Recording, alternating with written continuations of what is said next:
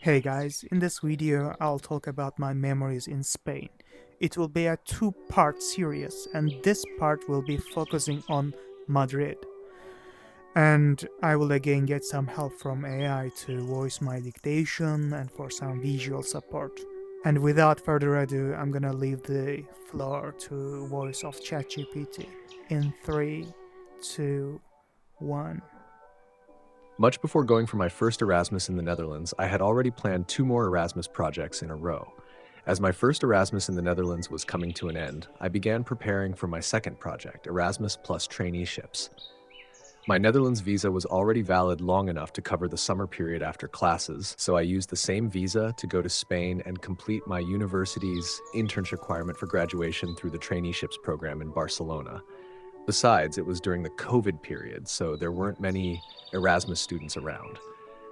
As a result, my university administration fully supported me with the Erasmus grant surplus for the entire 3 months.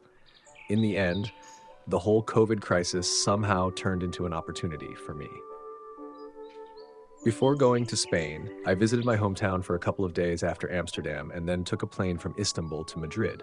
It was the farthest point I had ever traveled from home, a 4-hour-long flight. It felt endless. While landing, I looked out of the window. Spain looked almost like a desert with reddish soil. At first, I thought we had accidentally landed in Saudi Arabia, but later it was confirmed we were really in Madrid. From there, I had a moment to reflect on what a beautiful and valuable experience it is to see a city from the sky while landing. It's such a unique and amazing experience, one that only we as modern people get the chance to witness. My main destination was Barcelona, but I spent a few days in Madrid first. Later, I would travel back and forth between Barcelona and Madrid for some Erasmus paperwork, but at that moment, I set aside some time to explore Spain's capital. After the Netherlands, Spain felt like another world. Warmer, more crowded, more chaotic, dirtier, poorer, but much bigger. It was the largest European city I had been to, excluding my own hometown. It was, as the locals called it, a metropolis. Imperial buildings, wide streets, huge parks. I felt quite different. One of the first things that surprised me in Madrid was its enormous El Retiro garden. You could easily sense its imperial origins from its size and beauty. It radiated the glorious vibes of the Spanish overseas empire. After spending peaceful times in the Netherlands, witnessing a football fan group having a huge noisy march on the streets of Madrid was surprising. I could never associate such a scene with the Netherlands. It felt so characteristic of Mediterranean culture. In Amsterdam, I neither heard nor spoke a single word about football, in stark contrast to what I experienced in Madrid and across Spain.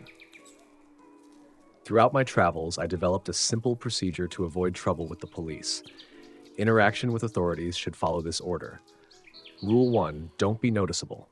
Avoid eye contact. Don't wear flashy items. Be seen as a regular citizen. Rule 2, if they approach you and warn you about something, always be cooperative. Rule 3, play ignorant. Say, "Oh, officer, I didn't know that. Thanks for letting me know. I'll be careful next time." This way, you'll be fine with police or any authority and can carry on with your day. If they see you again, repeat the process until they lose patience, then change location. Otherwise, you may get into trouble for no reason. In Spain, I saw a lot of performative art, people wearing cosplay-like outfits, sometimes with large, plastic-made props standing completely still. When done thoughtfully and meaningfully, the effect was striking. I realized that these performers were like living statues. The medium itself, flesh instead of marble, has a different kind of influence on the impact of the art. Spain was the country where I encountered very few Turkish people, almost none. Spanish people also seem to have no preconceived notions about Turks. I guess geographically and historically, Turks and Spaniards were not closely connected. For them, it was almost like a blank page. It was an interesting and pleasant experience to shape my country's image firsthand, even if it's a small thing on a larger scale. Spain, overall, was by far the peak public sexuality and nudity I had seen in the EU. During my first week in Madrid, I took a walk around the streets near the center at around 11 p.m. I noticed quite a few couples engaging in elaborate physical intimacy on the streets, on the stairs in front of apartments, and along sidewalks. It seemed completely normal for them, and they didn't appear bothered at all. As I walked by, I tried not to disturb them in any way, but it felt strange at first. Then I thought, maybe it is unusual, but it's truly remarkable for a culture to allow such freedom in a big city. They were in some of the most vulnerable positions a human can be, exposed to potential attack, robbery, or disturbance. But they didn't care because such risks simply didn't happen. The city was that safe. It's a remarkable feature for a city to have. And of course, having a safe city and public, elaborate sexual interactions are not mutually exclusive in the end.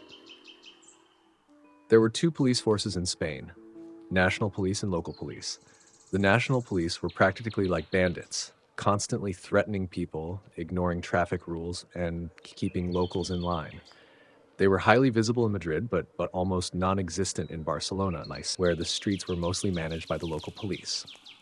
Later, when I traveled between Madrid and Barcelona for paperwork at the German embassy for my upcoming third Erasmus, I realized how impressive Madrid was in terms of security and cleanliness, especially compared to Barcelona. Of course, there's always a trade-off between security and freedom, but I noticed that different balances of the two create entirely different experiences. I enjoyed the freedom in Barcelona and then came to appreciate the security in Madrid. Humans are adaptable and can enjoy different systems in different ways. One very interesting thing about Madrid was that the city constantly cleaned the streets in the night times using an army of high-pressure water vehicles.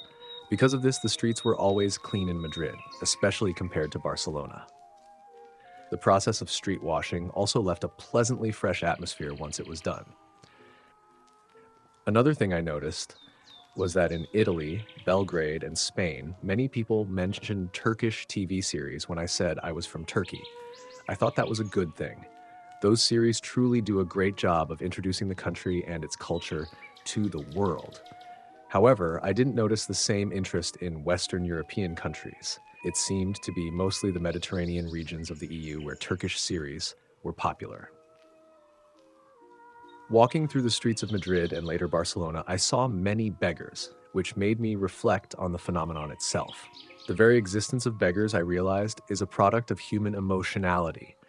They persist because they occupy a niche in society, one created by people's empathy.